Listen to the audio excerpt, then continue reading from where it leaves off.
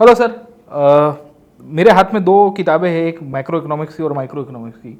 बच्चे को जब यूपीएससी की तैयारी शुरू करनी होती है, कोई भी लर्नर को, तो इसको कैसे पढ़ना चाहिए और इसमें से कौन से चैप्टर्स आपके हिसाब से इम्पोर्टेंट है? Yes sir, please.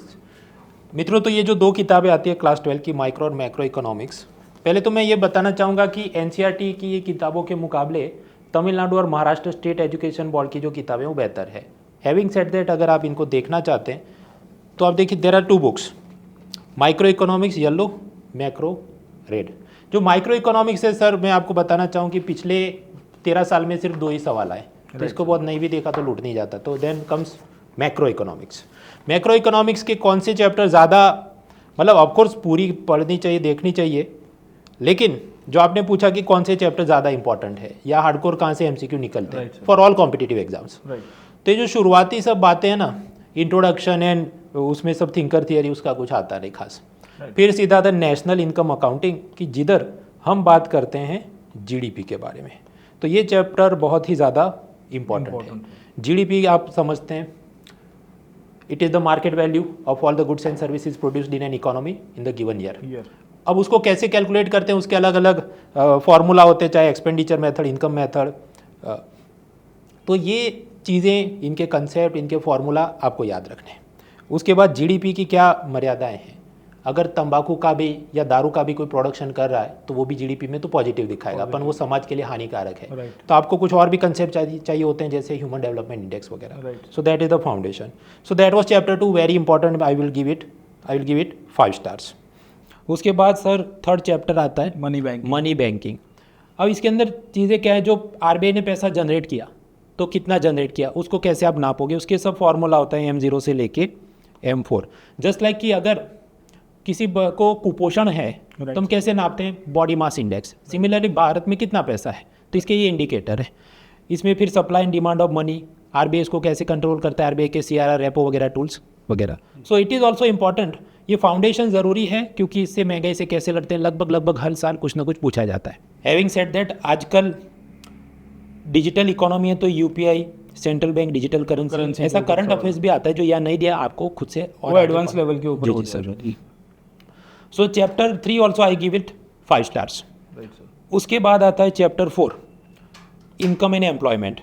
अब ये चैप्टर भी काम का तो समझ तो जरूरी है, पर बहुत मज़ा नहीं है। इन टर्म्स ऑफ MCQ कितने आते हैं, तो आई वुड से खास नहीं आता, कुछ कम आता है। उसके बाद chapter 5, that is government budget.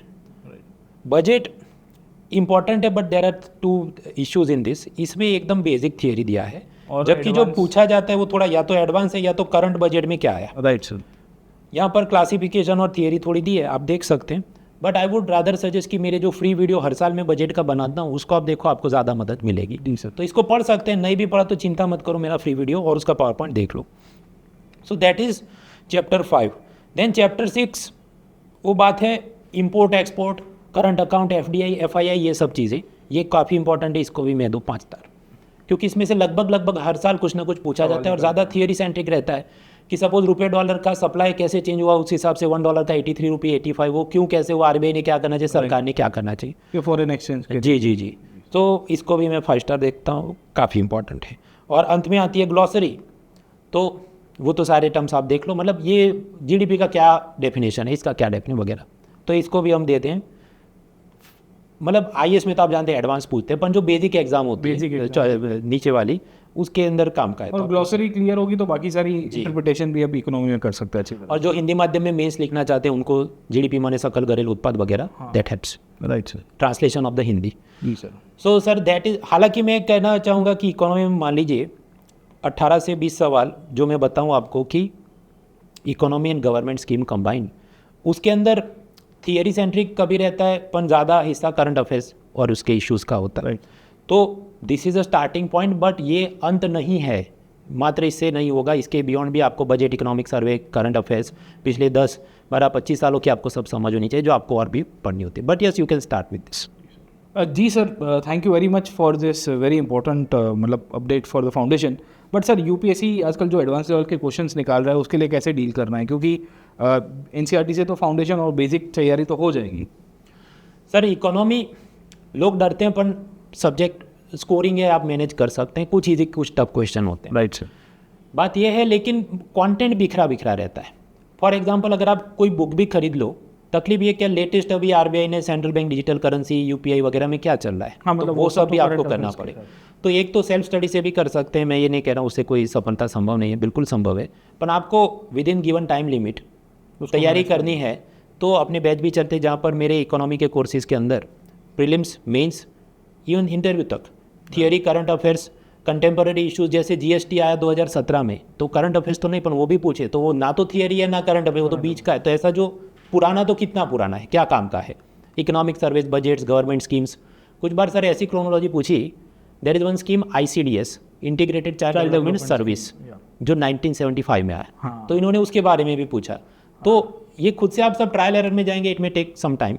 The alternate solution is that Unacademy is offering comprehensive preparation, चाहे बायलिंगुअल में आपको तैयारी करनी है, इंग्लिश मीडियम में या हिंदी मीडियम में, अलग अलग बैचेस के अंदर पूरी तैयारी होती है टॉप एजुकेटर्स द्वारा। Right. एंड ना सिर्फ economy, history, geography, science, current affairs, everything is covered. So that is UPSC के हमारे कोर्सेज और बैचेस लॉन्च हो रहे हैं, और उसमें भी सर मुझे बताते हुए खुशी हो रही है कि अगले 15 महीने काफ़ी क्रूशियल है। अगर आप टारगेट करें 2025 को, तो आज जून है, अगले मई तक करीब 11 महीने हुए, और उसके बाद मई सितंबर तक चलो, तो प्रीलिम्स और मेंस की कॉम्प्रिहेंसिव तैयारी करनी, यू रिक्वायर सम 15 मंथ्स। तो आपका पूरा हैंड होल्डिंग होगा शुरू से अंत तक, and it is available at an affordable price of 24,999। तो सर इसका बिल्कुल आप फ़ायदा उठा सकते हैं। जी दोस्तों, तो इसका लाभ उठाइए और ज़रूर से जुड़िए हमारे साथ। Let's crack it. Let's crack it.